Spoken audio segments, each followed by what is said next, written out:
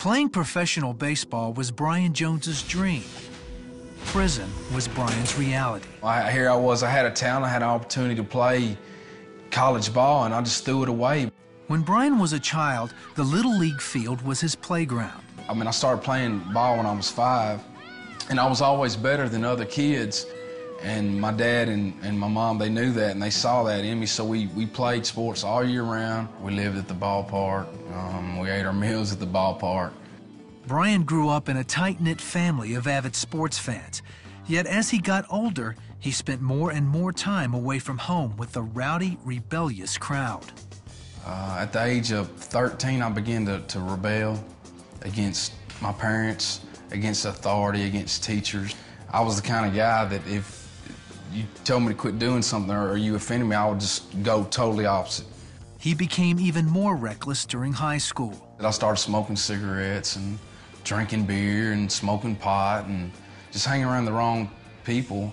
Through everything, I was trying the parties, the women, the sex, the drugs, just always looking for something. Ultimately, Brian's lifestyle cost him what he wanted the most, a chance to play college baseball. Cumberland University in Lebanon wanted me to play for them. Coach Woody Hunt had been watching me since I was 15 play ball and wanted me to play for their college. And I went to a club the night before during tryouts. The next day, a hangover hindered Brian's performance, and he didn't make the team. With his dream dashed, Brian's substance abuse increased with devastating consequences. By the age I was 23, I wasn't working. I was just partying all the time, going from job to job, place to place. I thought I could do whatever I wanted. Was invincible. One night, Brian left a sports bar with an alcohol level of 0.25. All I remember is that I woke up in the hospital and my dad standing over, and I had a policeman in the room, and I didn't know what happened. I was like, God, Dad, what happened? He said that I killed somebody, and I was just like, oh my God. I couldn't believe it. The guy had pulled out in front of me and I hit him. And since I had been drinking and driving, they charged me with it. Police charged Brian with vehicular homicide by intoxication. They gave me an 8-year sentence. I don't even know how to describe. I was feeling, I felt like the whole world was crashing down. I mean, you can't imagine the guilt and the frustration and the anger. Brian faced 8 years behind bars. He was desperate to turn his life around. And I began to search. I remember I had a cellie that he'd been shot 7 or 8 times, and he almost died, and he gave his life to Christ. And at night, I'd read his literature, read his stuff, and I did, and I prayed a prayer that came from my heart. I said, God, Jesus, if you're for real, I'll serve you, and I'll follow you for the rest of my life, you know. And at that time, I didn't know what was going on. But as I began to seek God, as I began to draw near to God, He drew near to me. God set me free, and I felt like I could conquer the world. And I told my mom to buy me a Bible.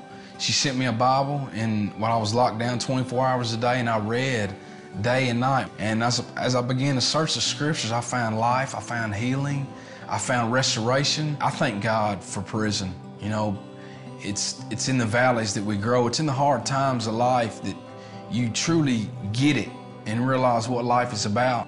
You know, I began to live the good life. I was in prison, smiling every day, still to this day. I'm always happy because I'm blessed. I have a second chance at life. Brian was released from prison in 2005, 5 years into his sentence. Today, he makes his living through a trade he learned in prison. I got my barber's license. I stayed in school a year, passed the test. It was the first test that I'd passed since high school, so I was really proud of that, you know. I thought, man, this is great. Like I said, God just started rebuilding my life. His life now includes his wife, Malia, and their 2 children. You know, it's fun. I told God I wanted a wild girl gone good. That's what I wanted. And when me and Malia came together and she shared with me her testimony and what God had done in her life, I was like, that's it. Lord, this is the one that you want me to be with, you know?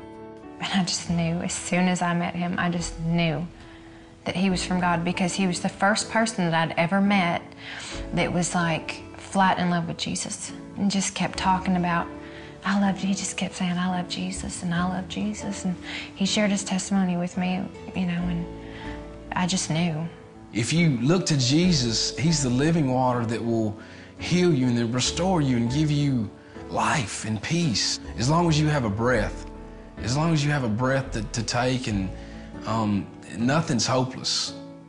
I just want to encourage you, like I said, oh, taste and see that God is good, and that there's nothing like Him. There's nothing